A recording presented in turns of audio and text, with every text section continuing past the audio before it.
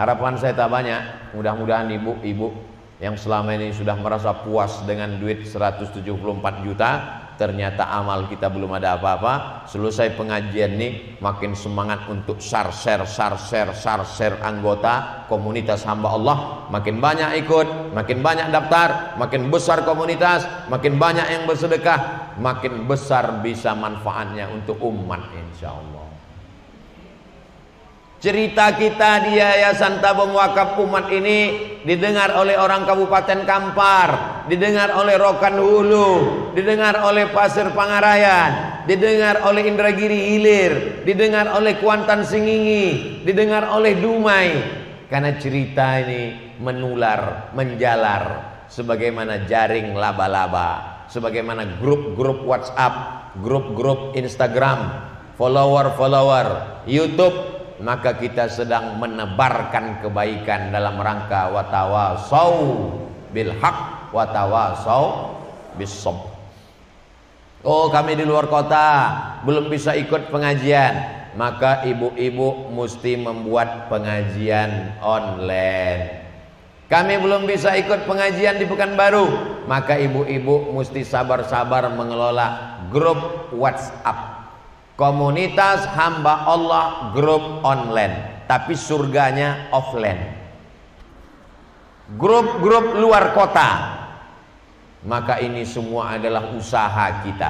Setan aja untuk mencari pengikut semangatnya luar biasa. La'atiyannahum min baini aidihim, aku akan menggoda mereka dari depan, wa min khalfihim dari belakang, wa an aimanihim dari kanan, wa an samailihim dari kiri. Dari depan, dari belakang, dari kanan, dari kiri. Kenapa kita baru sekali ajak sudah tak mau? Ayo ikut kelompok komunitas hamba Allah yuk. Ah, tak mau, aliran sesat, langsung down. Kenapa kita tak bersemangat? Kenapa kita tidak luar biasa sebagaimana setan luar biasa? Maka kadang setan ini pun heran menengok orang beriman ini.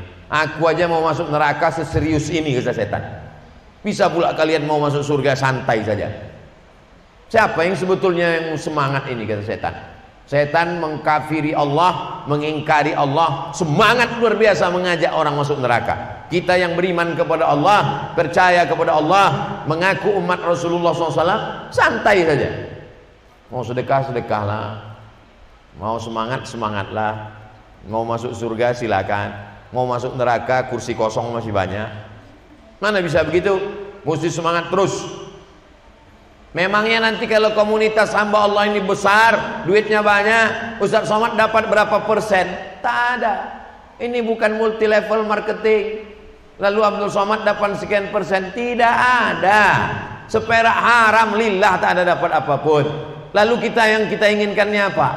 Kita ingin mendapat amal jariyah. Manusia ini sifatnya selalu ingin. Yang sudah punya mobil baru, mau baru lagi. Yang sudah punya handphone baru, mau baru lagi. Yang sudah punya, pokoknya terus ingin. Kalau keinginan kita ini tidak diarahkan ke anak yatim, diarahkan ke YTWU, diarahkan ke ambulan, diarahkan ke fakir miskin, diarahkan ke du'afa, maka kita akan terus dengan keinginan. Cincin baru, jam baru, gelang baru, subang baru, anting baru, sekali jalan 1/2 kilo emas. Kenapa lah muka ibu ini merah terus? Rupanya anting-anting 2,5 ons sini. Sini 2,5 ons, apa tak merah? Karena dia terus ingin ini. Ibu pikir orang yang punya mobil 5 miliar itu tak ada lagi keinginannya? Kalau ada orang kaya, mobilnya 5 miliar, yang menghidupkannya dari jauh pakai remote. Kira-kira kalau dia di mobil itu kira-kira ada tak lagi keinginannya? Tetap. Ketika dia menengok ke atas, apa kata dia? Tuhan tidak adil. Kenapa? Ditengoknya kawannya naik pesawat pribadi. Dia tak mau naik pesawat lagi melalui pesawat reguler. Mau landasan sendiri. Sifat manusia ini ingin.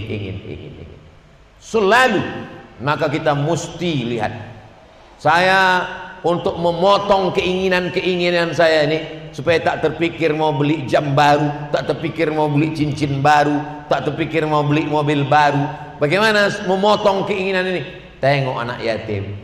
Jadi yang ada di kepala saya ini memikirkan sabun mereka, sampo mereka, odol giginya, sendalnya. Nanti kalau dia tamat SMP ini mesti ke sekolahkan SMA, habis itu nanti kuliah, macam mana kuliahnya. Otak kita ini urat-urat berpikir ini mesti dipotong. Tapi memotongnya bukan pakai pisau. Kalau dipotong pakai pisau gila, bodoh kita. Memotongnya adalah dengan melihat. Jadi nanti ibu komunitas Ummu Aisyah, komunitas hamba Allah, jangan tersinggung kalau kami ajak jalan-jalan ke panti asuhan. Mudah-mudahan pembangunan di Palas siap, nanti kita pengajiannya di sana. Tapi rumah makan Melayu jangan tersinggung. Kenapa dibawa pengajian ke sana? Supaya menengok anak-anak langsung. Nanti ibu masuk ke kamar mereka, masuk ke kamar mandi mereka, menengok odol giginya. Ibu tengok nanti sikat giginya sudah kembang macam sapu hijau. Ibu tengok nanti kainnya bolong. Maka ibu tidak terpikir untuk beli baju baru. Ketika ibu sudah pergi ke mall, mau shopping, mau belanja, langsung di pikiran ibu, oh anak YTWU odol giginya sudah dilipat, digulung udah. Itu semua. Karena kalau kita pengajian di sini terus, yang sohibul baitnya baik, luar biasa baik, tapi kita tidak berpikir. Kita selalu nanti berpikirkan, memikirkan makanan. Makanan ini penting. Saya ini kurus ini bukan tak makan, saya makan juga, banyak juga saya makan. Tapi bagaimana memotong keinginan-keinginan, karena otak kita ini akan terus bekerja. Selama kita hidup, maka keinginan ini tidak akan pernah mati. Kapan keinginan ini hilang? Ketika roh keluar dari jasad, barulah keinginan-keinginan hilang. Kalau ibu tak percaya bahwa keinginan hilang setelah roh keluar dari jasad, pernah ibu pagi-pagi ke rumah orang meninggal, tiba-tiba jenazah minta lontong sayur ketupek gulai paku, pernah? Tak ada selera lagi. Jabatan tak mau, mobil tak mau, makan tak mau, gelang tak mau, rantai tak mau. Kenapa? Hawa nafsu sudah tak ada. Jadi kalau sekarang ibu masih ada keinginan, bersyukurlah, berarti ibu masih hidup. Ibu masih ingin ganti gelang baru? Saya tahu. Ibu jawabannya silent di dalam. Yang punya gelang sebesar lidi ingin gelang sebesar pangkal lidi. Yang sudah punya gelang sebesar pangkal lidi ingin punya gelang sebesar batang sapu. Keinginan manusia akan terus. Ustadz ini menyindir kami, enggak. Saya tak tahu siapa yang pakai gelang, siapa yang tidak. Karena tangan ibu semuanya masuk ke dalam jilbab. Ustadz cerita perhiasan, Ustadz sendiri punya cincin emas lagi. Ini sepuh emas, disepuh boleh. Disepuh itu air emas. Selama tak ada emasnya boleh. Air emas yang disepuh boleh. Dikasih sama orang Palembang. Waktu ditengoknya, suka Ustadz pakai cincin, suka. Dikasihnya emas. Waktu ditengok, saya tengok emas, wah ini mau sedekahkan ke tabung wakaf. Mohon maaf Pak Ustadz, ini air emas. Oh tak jadi kalau gitu. Jadi kalau ibu punya duit banyak, mau kekal abadi, belikan ambulan, belikan semen, bantu asrama, bantu uang sekolah anak YTWU. Amin. Adapun nanti ibu undangan besok hari Sabtu, besok udah mulai banyak undangan walimah. Hari Ahad, mana tahu nanti di tempat undangan itu ada orang kaya, istri pejabat, konglomerat Riau. Wah, pakai gelang emas. Ibu tak usah risau. Besok sebelum hari Ahad, besok silakan ke pasar bawah untuk beli yang imitasi. Nah, kalau tak tahu tempatnya, nanti saya tunjukkan. Beli cincin besar, beli gelang besar, beli rantai besar, ibu pakai hari Ahad. Mana istri pejabat yang sombong-sombong tuh, dekatkan situ. Gini-gini kan. Dekat-dekatkan ke dia. Jangan masukkan ke dalam kain. Nah, tunjukkan. Tengok. Jam berapa ya? Biar supaya dia kumat darah tingginya, mati dia kontak. 2 kali dia rugi. Yang pertama, rugi karena hatinya hasad. Yang kedua, dia mati gara-gara menengok cincin kita palsu. Dua kali dia rugi. Adapun ibu komunitas Ummu Aisyah, komunitas hamba Allah, dua kali pula dia untung. Yang pertama, untung karena duit-duit dia mengalir setelah dia mati. Yang kedua, dia sudah ngeprank orang. Matilah kau.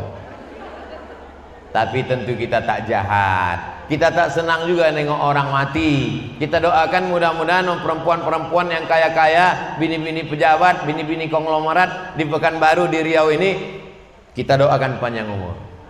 Tapi ikut komunitas hamba Allah. Adapun sudah kita ajak tak juga ikut, mau mati, matilah dia. Bapak Ibu yang dimuliakan Allah Subhanahu wa taala. Kira-kira kalau bini-bininya ikut komunitas hamba Allah, lakinya rugi apa untung? Lakinya untung. Apa untungnya? Bininya berjilbab panjang. Kalau tidak pusing kepala dia, dia pergi keluar kota, bininya pakai rok pendek, bininya pakai baju sempit, pergi ke mall, sakit kepala dia.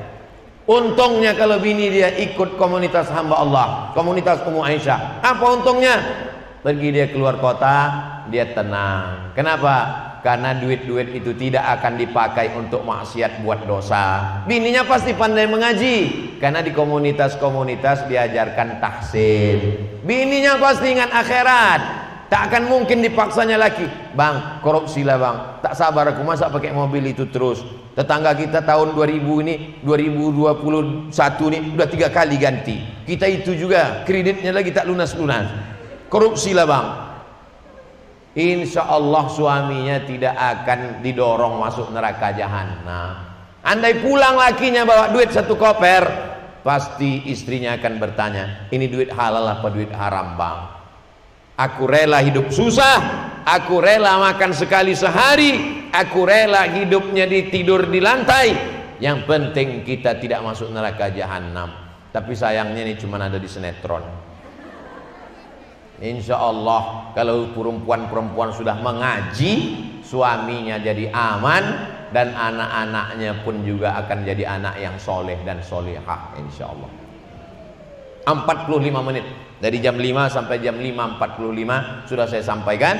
Selama 45 menit mudah-mudahan komunitas-komunitas yang mensupport dakwah YTWU ini semakin solid dan semakin semangat. Allahu Akbar. 15 menit lagi kita manfaatkan membuat video endorse, mengambil gambar untuk share, tujuannya untuk ibadah. Tujuan mengambil gambar dengan saya ini, kalau saya mati ibu mudah update status. Kalau tidak gimana nanti pas saya mati, gimana mau innalillahi wa inna ilaihi, yang meninggal mana? Nanti gambar saya tinggal lingkari bulan. Innalillahi wa inna ilaihi raji'un. Itu gunanya. Yang kedua, setiap menengok gambar saya, doakan supaya Ustaz Somad istiqomah, mati husnul khotimah. Yang ketiga, supaya setiap menengok langsung ingat YTWU, anak-anak belum sarapan, odol gigi belum dibeli, kasurnya, tempat tidurnya. Panjang umur sehat badan, tidak hanya sekedar ceramah. Ibu-ibu nanti langsung akan melihat ke kamar-kamar anak-anak kita, mengajari mereka, mereka akan menjadi orang baik. Kalau kita dulu tidak baik, kalau kita orangnya tak betul, insya Allah menjadi baik, karena orang-orang baik ini akan mengalirkan pahala-pahala energi kebaikan untuk kita semua insya Allah. Alhaziniyah, untuk yang baik-baik semoga kita tetap dalam kebaikan bersama orang baik, istiqomah dalam amal baik. Al-Fatihah. A'udzubillahi minasyaitonirrajim. Bismillahirrahmanirrahim. Alhamdulillahirabbil alamin. Arrahmanirrahim. Maliki yaumiddin. Iyyaka na'budu wa iyyaka nasta'in. Ihdinas siratal mustaqim. Siratal ladzina an'amta 'alaihim ghairil maghdubi 'alaihim waladdallin. Amin. Allahumma ja'alna minal mutahabbina bijalalik. Jadikan kami orang-orang yang berkasih sayang karena Engkau ya Allah. Dalam komunitas Ummu Aisyah, dalam komunitas hamba Allah, dalam komunitas Yayasan Tabung Wakaf Umat. Allahumma arham al-munfiqin. Berikan rahmatmu, rezekimu, berkahmu kepada saudara-saudara kami yang sudah berwakaf, berinfak dan bersedekah. Allahumma ja'alna minal mukhlasin. Jadikan kami orang-orang yang ikhlas, Allahumma balligh maqasidana, sampaikan segala maksud niat baik kami. Waqdi hajatina, tunaikan hajat-hajat kami. Warzuqnal istiqamata ala syariatil gharra, berikan kami istiqamah di jalan yang benar. Allahumma khtim lana bi husnil khatimah, tutup umur kami dengan husnul khatimah. Rabbana hab lana minas shalihin, jadikan anak kami anak-anak yang soleh dan solehah. Rabbana atina fid dunya hasanah wa fil akhirati hasanah wa qina azabannar. Wa sallallahu ala sayyidina Muhammad wa ala alihi wa sahbihi wa sallam. Walhamdulillahi rabbil alamin. Taqabbalallahu minkum minna wa minkum taqabbal ya karim. Terima kasih segala perhatian ibu-ibu, bapak-bapak. Mohon maaf segala kesilapan dan kekhilafan. Wassalamualaikum warahmatullahi wabarakatuh.